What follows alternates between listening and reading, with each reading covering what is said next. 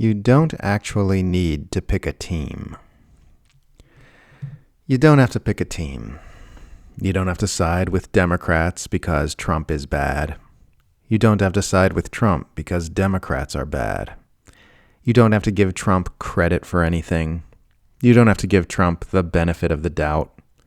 You don't have to buy into narratives that Trump presents some dangerous new threat that other U.S. presidents did not. You don't have to trust right-wing media just because the liberal mainstream media are liars. You don't have to like Trump just because bad people don't like him.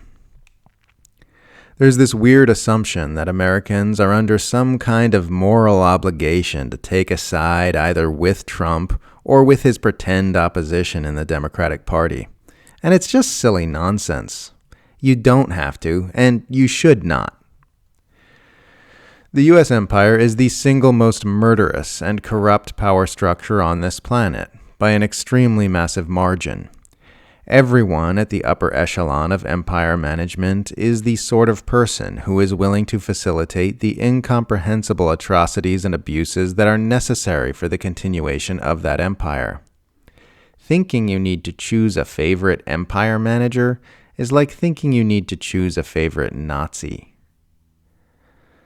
A lucid mind does not look at the turmoil of corruption and psychopathy of the Washington swamp and start calculating which of the vampiric slime beasts are their friend. A lucid mind looks at all the managers of the U.S. centralized power structure as part of the same enemy. Sure, the swamp monsters bicker and contend with one another along various fronts. You'll see that in any power structure. That doesn't mean they're not all devoted to advancing the interests of an empire that feeds on human blood, and it certainly doesn't mean they are your friend. No U.S. president will ever be your friend. No Washington politician, empire manager, or oligarch will ever be your friend. Donald Trump is not your friend. Chuck Schumer is not your friend. Elon Musk is not your friend. Hakeem Jeffries is not your friend. Marco Rubio is not your friend. Bernie Sanders is not your friend. J.D. Vance is not your friend. AOC is not your friend. RFK Jr. is not your friend. Elizabeth Warren is not your friend. Tulsi Gabbard is not your friend. Joe Biden is not your friend. These people have some differences, but what they all have in common is that they have all knowingly made careers out of serving the interests of a globe-spanning empire that can only be maintained by nonstop tyranny, abuse, and murder. That one quality rules them out as anyone you should side with, sympathize with, or support. The only reason this isn't immediately obvious to everyone is that the entire Western world is marinating in a highly controlled information ecosystem where such obvious facts are hidden from our perception.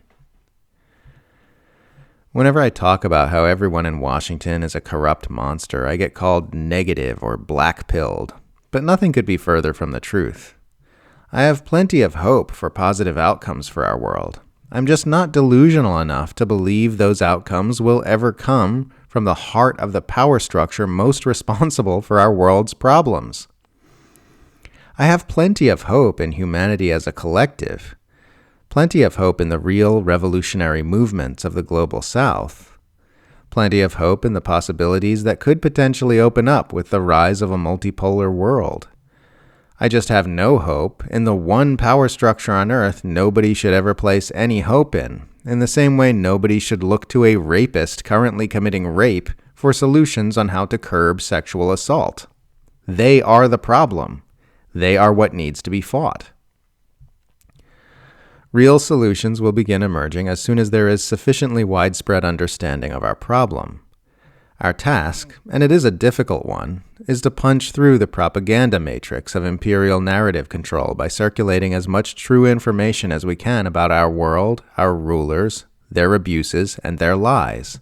In this way, we can start opening eyes to the reality of our situation and begin organizing together to effect real change using the power of our numbers. Is that easy? No. Is it harder than casting a vote for your preferred presidential candidate? Yes. But unlike voting and cheerleading for your favorite swamp monster, it stands a chance of actually bringing positive change to our world.